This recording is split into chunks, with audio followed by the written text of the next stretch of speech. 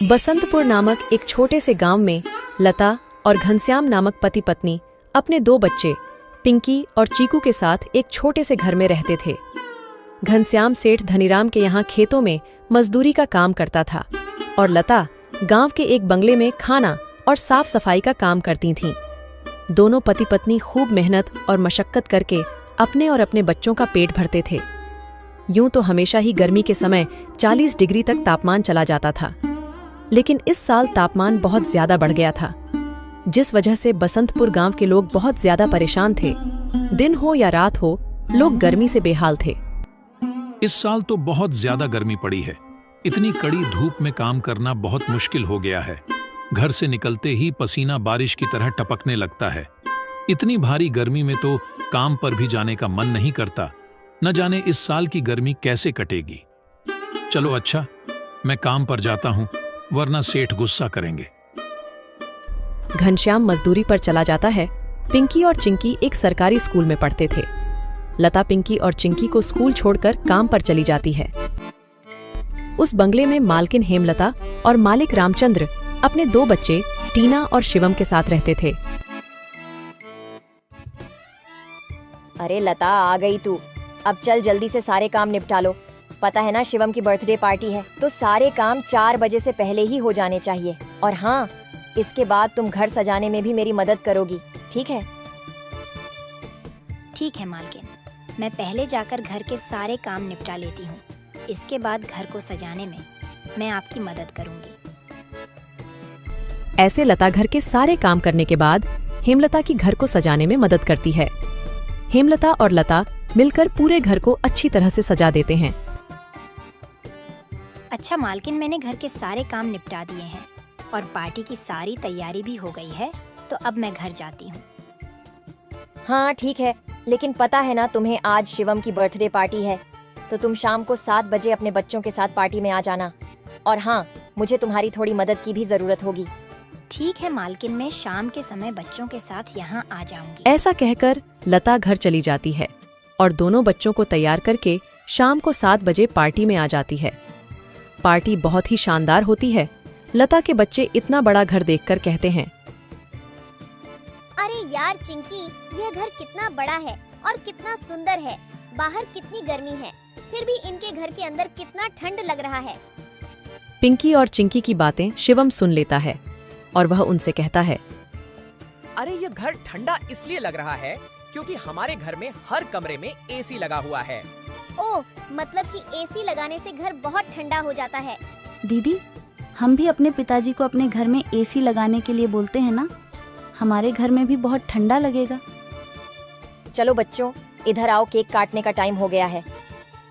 जब केक काटने लगता है तो पिंकी और चिंकी एसी की ठंडी ठंडी हवा खाते खाते शिवम के कमरे की तरफ चले जाते हैं और शिवम के कमरे के बाहर खड़े होकर एसी की ठंडी ठंडी हवा का मजा लेने लगते हैं। एसी की ठंडी ठंडी हवा खाते खाते वह दोनों कमरे के अंदर चले जाते हैं। दीदी, यह कमरा तो सबसे ठंडा है, इसमें कितनी ठंडक है। और दीदी, यह देखो, यह बिस्तर कितना सुंदर है, बिल्कुल मखमल जैसा। दोनों बेड पर बैठ जाते हैं और ठंडी ठंडी हवा का आनंद लेने लगते हैं। देखते ही देखते 15 मिनट बीत जाते हैं और आराम करते करते कब दोनों की आंख लग जाती है, उन्हें पता ही नहीं चलता। इतने ही देर में अचानक से शिवम की बहन टीना कमरे में आ जाती है। वह पिंकी और चिंकी दोनों को शिवम की बेड पर लेटा देखकर जोर से भड़कती है। ये दोनों मेरे कमरे में क्या कर रहे हैं? माँ इधर आओ, देखो ये दोनों मेरे बेड पर क्या कर रहे हैं। टीना की आवाज सुनकर हेमलता कमरे में आती है। तुम दोनों अभी के अभी मेरे बेड से उठो। पिंकी और चिंकी हेमलता की आवाज सुनकर जग जाते हैं। लता भी हेमलता की आवाज सुनकर भागी भागी चली आती है। क्या हुआ मालकिन? आपकी बहुत जोर से नीचे आवाज आ रही थी। क्या हुआ? ये पूछ क्या नहीं हुआ? ये देख नहीं रही तू? तेरे बच्चों ने अपने गंदे मेले बदबूदार कपड़ों से मेरा पूरा बेड गंदा कर दिया। तेरे बच्चों ने एसी देखा नहीं कि सोने चले मेरे बेड पे। हद होती है यार। मैं तो तेरे बच्चों को इसलिए बुलाया था कि इनका भी थोड़ा मन लग जाएगा। इन्होंने कभी ऐसी पार्टी लाइफ में देखी नहीं होगी, ये भी देख लेंगे। पर ये तो अपनी औकात ही भूल गए। ये हमारा घर है, कोई धर्मशाला नहीं कि कोई भी भिखारी हमारे कमरे में आ जाएगा और आकर के सो जाएगा। तू अभी के अभी अपने बच्चों को लेकर निकल यहाँ से। और हाँ, कल से काम पर भी आने की जरूरत नहीं है। मालकिन ऐसा मत करो, मेरी बात तो सुनो। बच्चे नादान हैं। मैं वादा करती हूँ आगे से ऐसा दोबारा नहीं होगा। यह मेरी आखिरी भूल समझकर माफ कर दीजिए मालकिन। मुझे काम से मत निकालिए मालकिन। इस काम के सहारे तो मेरा घर चल रहा है। ये तेरी सर दर्द है। अब तू यहाँ पर काम नहीं कर सकती। अब तू अपने बच्चों को ले और यहाँ से निकाल। हेमलता लता और उसके बच्चों को घर से बाहर निकाल देती है और आगे से काम पर आने को भी मना कर देती है। अब लता के पास कोई काम नहीं था। घर का सारा भार अब घनश्याम के कंधों पर आ गया था। हे भगवान, आज तो खाना बनाने के लिए आटा भी नहीं है। अब मैं आटा कहाँ से लाऊं? मेरे पास तो अब और पैसे भी नहीं है। और जो तनख्वाह घनश्याम जी को मिली थी वह सब घर खर्चे में खत्म हो गए। मेरा क्या है, मैं तो पानी पीकर भी सो जाऊंगी, पर बच्चों को क्या? भूखे पेट इन्हें नींद कैसे आएगी? आ गए आप। घर में राशन खत्म हो गया है। आज खाने में कुछ नहीं बना है। कोई बात नहीं, खाना आज मैं अपने साथ लेकर आया हूँ। सेठ जी के यहाँ पर आज दावत थी तो उन्होंने कुछ खाना बच्चों के लिए भी भिजवा दिया है। ऐसे उस रात तो वह सभी खाना खाकर सो जाते हैं। अगली सुबह लता फिर से अपनी मालकिन हेमलता के घर जाती है और उससे थोड़े पैसे उधार मांगती है। मालकिन, मेरे घर में खाने के लिए एक अनाज का दाना भी नहीं है। कृपया आप मुझे थोड़े से पैसे उधार दे दीजिए। तुझे देने के लिए मेरे पास कोई पैसे वैसे नहीं है। मैंने तुझे पहले ही काम से निकाल दिया था, फिर तेरी यहाँ आने की हिम्मत कैसे हुई? जा निकल यहाँ से और आइंदा यहाँ पर अपनी शक्ल मत दिखाइयो। हेमलता की कड़वी बातें सुनकर लता घर वापस जाने लगती है। तभी उसे रास्ते में एक पोस्टर दिखाई देता है। उस पोस्टर को देखकर लता वहीं रुक जाती है। पकोड़े बनाने वाले की जरूरत है। अधिक जानकारी के लिए इस दिए गए नंबर पर कॉल करें। पकोड़े बनाने तो मुझे आता है। अगर यहाँ मेरी नौकरी लग जाए तो घर का खर्च चलाने के लिए कुछ पैसे आ जाएंगे। ऐसा सोचकर लता उस पते पर पहुंच जाती है।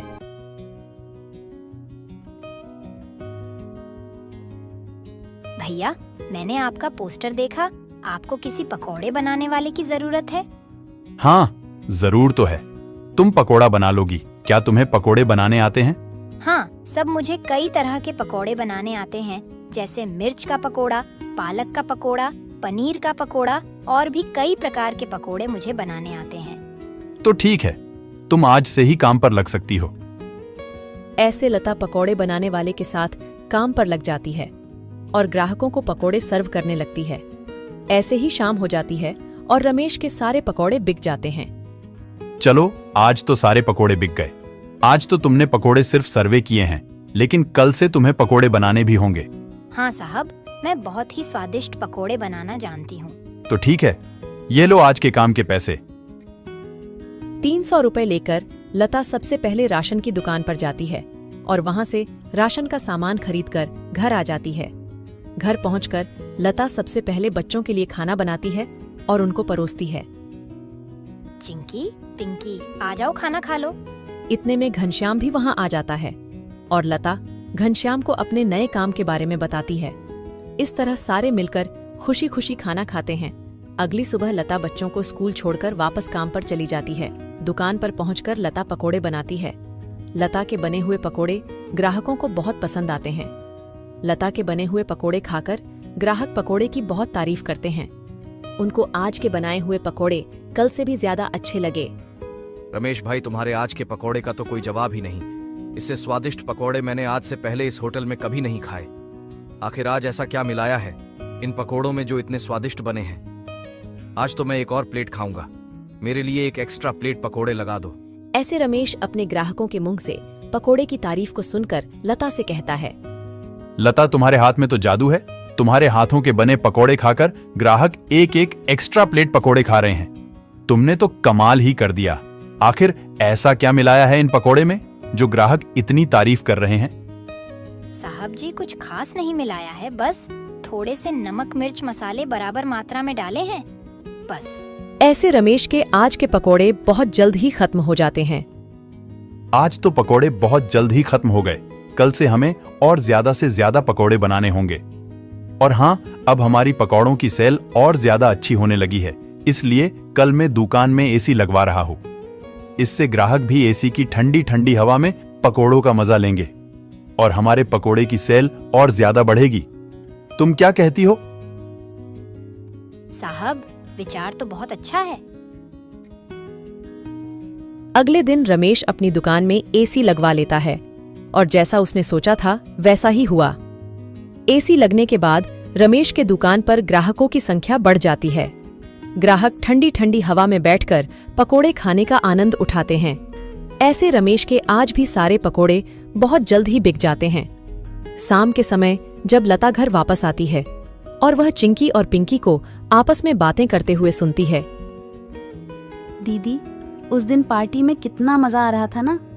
कहाँ हम उस दिन एसी की ठंडी ठंडी हवा खा रहे थे और कहाँ आज हम इतनी गर्मी में बैठे हैं।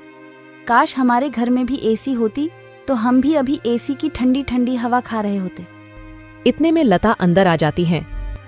अरे चिंकी और पिंकी, तुम दोनों क्या कर रहे हो? तुम दोनों ने अपने स्कूल का होमवर्क किया? चलो जल्दी से अपना अपना होमवर्क कर लो। मैं खाना बनाने जा रही हूँ। इसके बाद खाना खाकर जल्दी सो जाना। कल तुम्हें सुबह उठकर स्कूल भी तो जाना है ना? ठीक है माँ, हम स्कूल का काम करके आते हैं। ऐसे दिन बीतते जाते हैं और लता के हालात पहले से ठीक होते जाते हैं। ऐसे ही एक दिन सुबह लता काम पर जा रही होती है, तभी उसे भंगार की एक दुकान दिखती है। उसे दुकान पर कई सारे सामान थे, जैसे कूलर, पंखा, फ्रिज, एसी इत्यादि। लता का ध्यान उस दुकान में रखे पुराने एसी की तरफ जाता है। वह उसे बहुत पसंद आता है। वह उस दुकानदार से बोलती है, भैया, ये एसी का क्या दाम है? मात्र 10,000 रुपए की है। 10,000? ये तो बहुत ज्यादा है। ज्यादा नहीं, ये तो बहुत कम है। ये सेकंड हैंड एसी है। अगर नई एसी खरीदने जाओगी तो 30,000 से कम की नहीं आएगी। अच्छा ठीक है, पर ये सही से तो चलती है ना? हाँ, बिल्कुल सही से चलती है। अगर 6 महीने से पहले ये एसी बंद हो जाती है तो इसकी सारी रिपेयरिंग की सर्विस बिल्कुल फ्री होगी। ठीक है, लेकिन इसका सही सही दाम लगाओ। मैं इसके 8,000 दूंगी। अगर तुम्हें देनी है तो मुझे ये ऐसी 8,000 में दे दो। ठीक है, बताओ कहाँ लगानी है। लता उस आदमी को अपने घर लेकर आती है। वह आदमी लता के घर पहुंचकर एसी को लगा देता है। एसी चालू करते ही ठंडी ठंडी हवा घर में फैलने लगती है। बच्चे भी इस ठंडी ठंडी हवा का मजा उठाते हैं। वह दीदी, क्या मजा आ रहा है। ऐसी की ठंडी ठंडी हवा, ऐसा लग रहा है जैसे बर्फ की चादर ओढ़ ली है हमने। इतनी कड़ी गर्मी में ये ठंडी ठंडी हवा बर्फ की चादर जैसी लग रही है। घर में एसी के लगते ही बच्चे बहुत खुश हो जाते हैं। घनश्याम भी घर पर आ जाता है। ओह, आखिर तुमने बच्चों की इच्छा पूरी कर ही दी। कैसे ना करती भला। बच्चे तो आखिर मेरी जान है। इनसे बढ़कर मेरे लिए कुछ भी नहीं। एसी लग जाने की वजह से बच्चे बहुत खुश होते हैं और लता की कमाई भी अच्छी होने लगती है। लता के बने हुए पकौड़ों की वजह से रमेश के दुकान पर ग्राहकों की भीड़ लगी रहती थी। इससे रमेश खुश होकर लता की तनख्वाह बढ़ा देता है। थोड़े दिन बाद घनश्याम भी सेठ धनीराम के यहाँ मजदूरी छोड़कर लता के साथ पकोड़े बनाने लगता है। दोनों को रमेश काफी अच्छी सैलरी देता था, जिससे उनका घर खर्च काफी आसानी से चल जाता था। बच्चे पूरी गर्मी एसी की ठंडी ठंडी हवा में गुजरते हैं और इस तरह वह लोग अपना जीवन खुशी खुशी जीने लगते हैं।